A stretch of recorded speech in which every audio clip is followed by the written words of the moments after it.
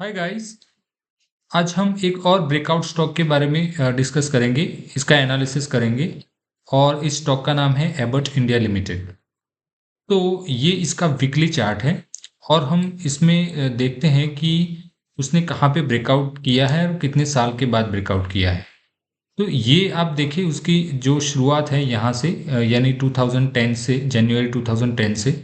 और यहाँ पे उसने एक हाई बनाया, तो उस हाई के ऊपर हम एक रेजिस्टेंस लाइन ड्रॉ करते हैं, क्योंकि वहीं से उसने रेजिस्टेंस दिखाया, वहाँ से वो नीचे आया है, इसलिए हमने वहाँ पे एक लाइन ड्रॉ किया। तो इसके बाद हम देखते हैं कि यहाँ से फिर से उसने उस लेवल को टच किया, लेकिन उसके ऊपर नहीं गया। इसके बाद ये कंसोलिडेट करता रहा और यहाँ पे उसने एक ग्रीन कैंडल बनाया है। और ये अब जो ग्रीन कैंडल है वो एक्चुअली उसने ब्रेकआउट नहीं दिया है, ठीक है। ये जो रेजिस्टेंस लाइन है उसके ऊपर उसने क्लोजिंग नहीं दिया है, तो ये एक प्रॉपर ब्रेकआउट नहीं है। तो ये ऐसा ही माना जाता है कि यहाँ से उस रेजिस्टेंस लाइन को उसने टच किया है और फिर से उसने ये इतना कंसोलिडेशन किया।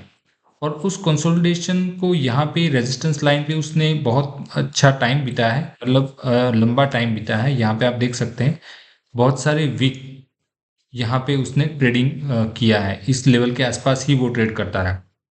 लेकिन इस कैंडल में आप देख सकते हैं 2014 में उसने ब्रेकआउट दे दिया, यानी यहाँ से लेके यहाँ तक की जर्नी है उसकी, ब्रेकआउट तक की। यानी 4 साल हुआ, यानी 2010 से लेके यहाँ पे 2014, यानी 4 साल के बाद उसने ब्रेकआउट किया है। और इस ब्रेकआउट कैंडल जो है उसके ऊपर भी वो बहुत सारे वीक यहाँ पे ट्रेड करने के बाद गया है, यानी इस लेवल पे जो रेजिस्टेंस है उसका, इस लेवल के आसपास भी उसने बहुत टाइम बिताया है। तो ये एक पॉजिटिव साइन मानी जाती है कि अगर वो है वहाँ पे, अगर स्टॉक टाइम बिताता है, यानी 5-7 वीक यहाँ पे ट्रेडिंग करता है, उसके बाद वो ब्रेकआउट देता है, और तो वो ब्रेकआउट अच्छा माना जाता है, ठीक है। लेकिन उस ब्रेकआउट के बाद भी उसने इसी लेवल पे फिर से उसने है और रिटेस्ट किया है, तो ये एक अच्छा साइन माना जाता है। तो हम यहाँ पे देख सकते हैं कि इस ब्रेकआउट के बाद, यानी 4 साल के ब्रेकआउट के बाद स्टॉक ने कैसा परफॉर्म किया है। तो हम उसकी ब्रेकआउट के बाद की जर्नी अगर चेक करें तो यहाँ पे आप देख सकते हैं कि उसने 240% का रिटर्न दिया है 532 डेज में, यानी पूरे 2 साल भी नहीं हुए हैं और उसने 240% का रिटर्न दे दिया। तो ब्रेकआउट के बाद स्टॉक इस तरह से मूव करते हैं। तो ये हमें एक हमें नोट करने की ज़रूरत है कि यहाँ पे आप देख सकते हैं कि इस तरह से ब्रेकआउट स्टॉक मूव करता है, बहुत फास्ट मूव करते हैं और बहुत कम टाइम में वो अच्छा रिटर्न देते हैं। और उसके बाद हम देखें कि उसमें जब भी इस तरह के स्टॉक होते हैं, अच्छा मूव करते हैं, तो उसके बाद उसमें कंसोलिडेशन भी आता है, वो भी हमें ध्यान में रखना चाहिए। क्योंकि यहाँ पे देखिए, इस स्टॉक ने जब हाई बनाया उसके बाद, इस स्टॉक ने जब अपना हाई बनाया उसके बाद वो 36% तक उसने करेक्शन दिखाया है, उसके बाद ही वो उसने फिर से ब्रेकआउट दिया है। तो हम यहाँ पे देखिए कि ये जो 4 साल का ब्रेकआउट था, उसमें हम अगर 50% भी उसका मूव कैप्चर कर पाए, यानी 365 डेज के आसपास, यानी यहाँ तक अगर हम देखें, तो ये 1 साल के अंदर भी 121% का रिटर्न दे दिया है इसने, यानी आपका स्टॉक डबल हो चुका है। तो ये इसका पावर होता है मल्टी ईयर ब्रेकआउट का, ठीक है।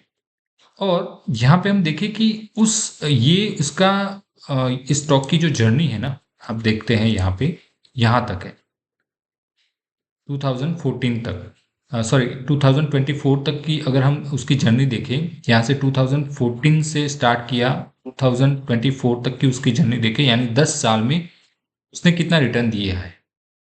तो यहाँ से हम चेक करें तो ये करीब करीब 1491% हो चुका है, यानी 15 गुना हम मान सकते हैं उसको। तो ये 15 गुना स्टॉक हो चुका है कितने साल में, 10 साल में।